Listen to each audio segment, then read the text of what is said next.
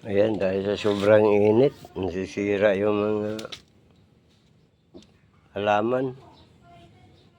Ayan, sunog mga dahon.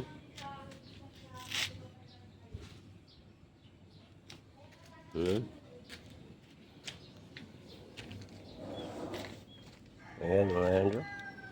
Kahit araw-arawin mo pa na ano sa kanilang mga oh, kahit araw-arawin mo pang bisibis, magdilig.